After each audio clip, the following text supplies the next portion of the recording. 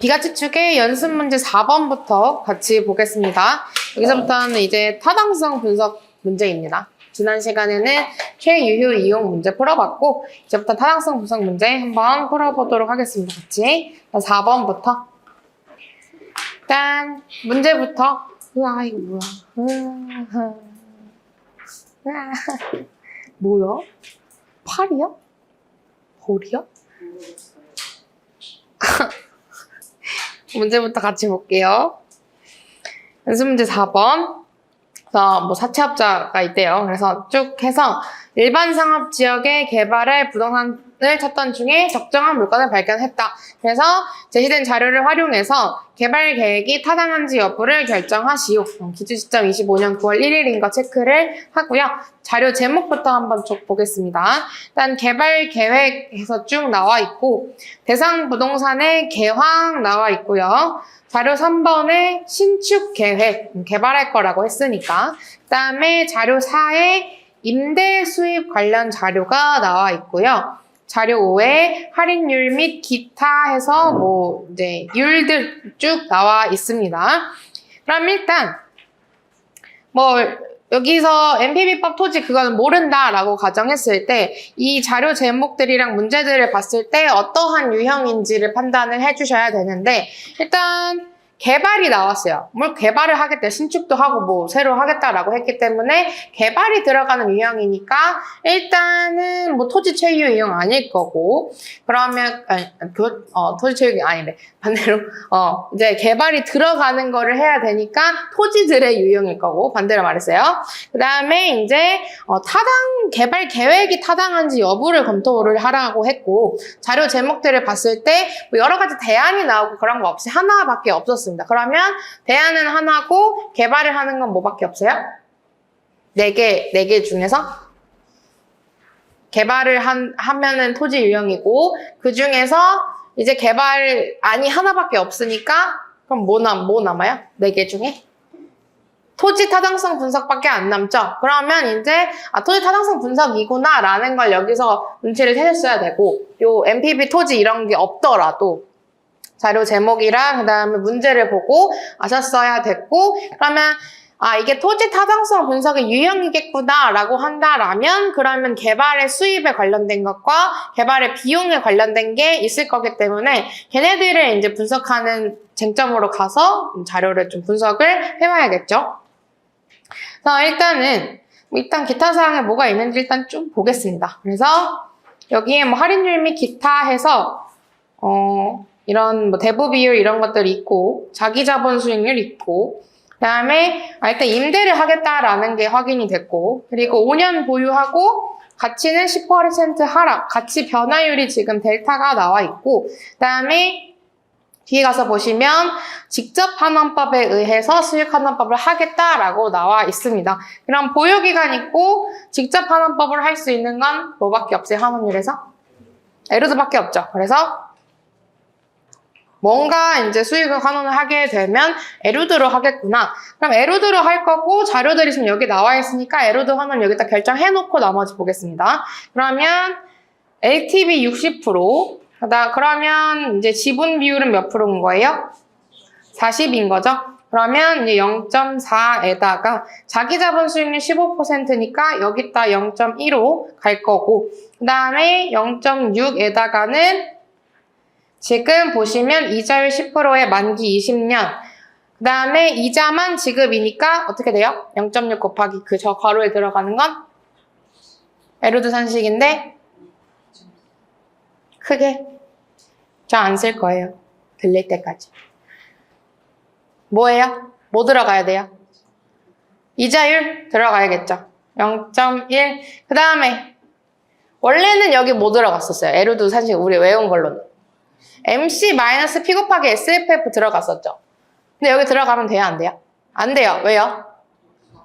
만기일시니까 상환 비율이, 그러니까 상환 비율이 어떻게 되는 거예요?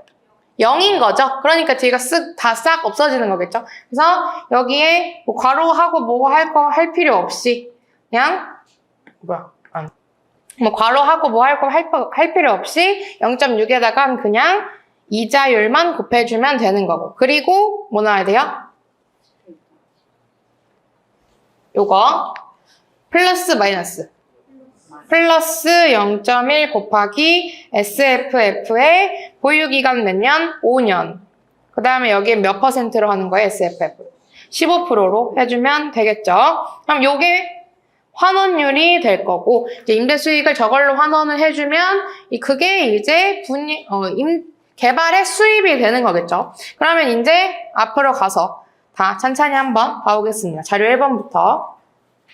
자료 1번 보시면 개발 계획은 A, B 사서 하필해서 임대 사업을 하겠다. 그 다음에 공사 기간은 1년이다. 1년 동안 뭔가를 할인을 하겠고, 그 다음에 1년 후 준공되면은 임대를 개시를 하겠대요. 그러면 임대 수입으로 개발 수입이 들어오는 거고, 이제 뭐 환원을 해서 만든 그 임대 수입은 할인을 어떻게 해야 돼요? 할인 기간은 1년 동안 할인을 해주게 되겠죠. 그래서 여기 어쨌든 에루드를 갖다 쓸 거니까 1년 동안 할인을 하겠다를 적어 놓고, 그 다음에 됐고, 그러면 이제 자료 2번 가서 보시면 A, B 부동산이 이제 구매할 토지가 되는 거죠. 지금 우리 뭐 하는 거예요? 타당성 분석하는 거죠. 그러면 A, B 부동산이 얘네의 가격이 뭐다? 소지 매입비가 되겠죠. 얘를 사서 하필해서 개발해서 임대를 돌릴 거니까. 그럼 요 A, B가 소지 매입비가 되겠다. 요게 소지 매입비. 체크를 하고, 그 다음에 이제 넘어와서 자료 3번, 4번 볼 건데, 일단은 자료 4번 먼저 볼게요. 임대 수입, 원래 먼저 개발 수입 먼저 쓸 거니까 먼저 볼 거부터. 자료 4번 가서 보시면, 기준 시점부터 1년 후 준공 시점이고, 그때부터 들어올 거고, 임대료는 요거고, 그 다음에 필요 적용비가 30%니까, 여기에서 0.3 뺀 게 뭐예요? NOI가 되겠죠. NOI를 뭘로? 요 환원율로 나눠주고 할인을 1년 동안 해주면 그게 개발 수입의 현가가 되겠죠. 얘를 1년 할인을 해주면 되겠죠.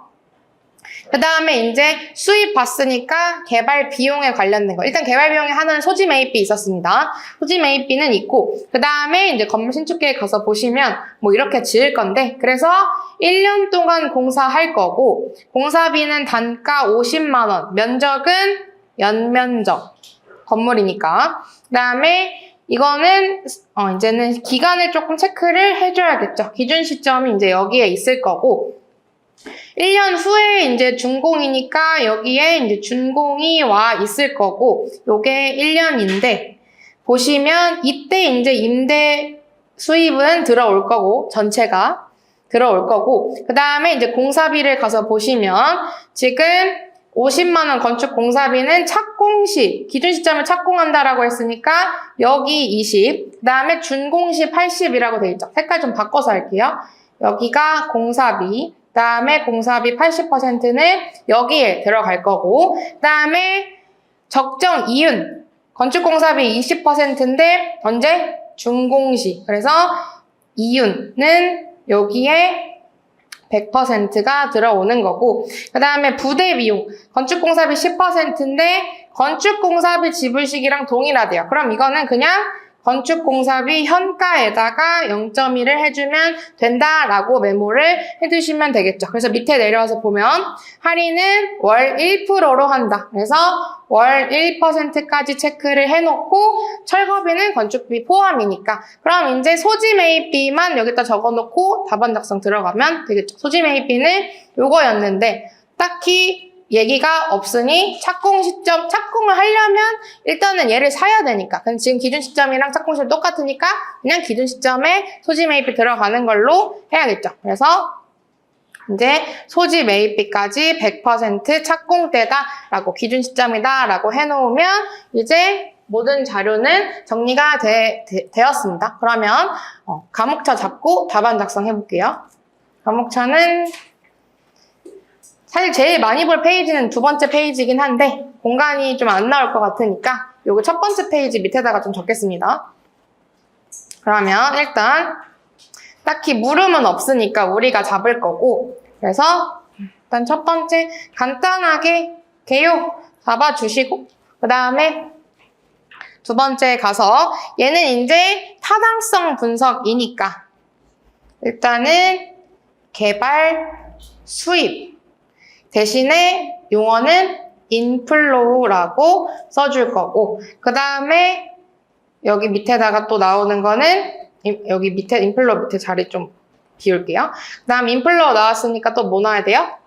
아웃플로우가 나와줘야 되고 얘네를 다 구해놓으면은 이제 타당성 검토로 마무리를 적어줘야 되죠. 그러면 타당성 검토를 하려면 NPV를 구한 다음에 검토를 해주고 딱히 뭐 IRR 아니 PI 얘기 없었으니까 그냥 NPV만 검토해주면 되겠죠. 그래서 얘는 NPV를 일단 구해야 되고 그리고 타당성을 검토를 해주겠죠. NPV가 플러스인지 마이너스인지에 따라서. 그럼 이제 개발 인플로우는 임대 수입이었기 때문에 여기서 직접 환원법을 해줄 거죠. 그러면 일단 NOI가 나와줘야 되고 그 다음에 환원율, 우리 구했으니까 환원율 따로 목차를 잡아줘야겠고 그 다음에 인플로우가 여기서 현가까지 해줘야겠죠. 현가까지 들어가줘야 되니까. 그 다음에 아웃플로우는 항목별로 잡아주면 될 거고 소지 매입비 일단 하나 들어가고 그 다음에 건축공사비 있었고 세 번째 적정 이윤 있었고 기타 부대 비용 있었죠. 얘네는 각각 현가해서 산정을 해줄 거고 건축공사비까지 다 한 다음에 마지막 이제 다 합계를 해주면 이게 아웃플로우의 총계가 되겠죠. 그러면 타당성 검토는 NPV법으로 할 건데 인플로우에서 아웃플로우 뺀 게 결국에는 NPV가 되겠죠. 현가 다 해놨으니까. 그럼 답안 작성 해보겠습니다.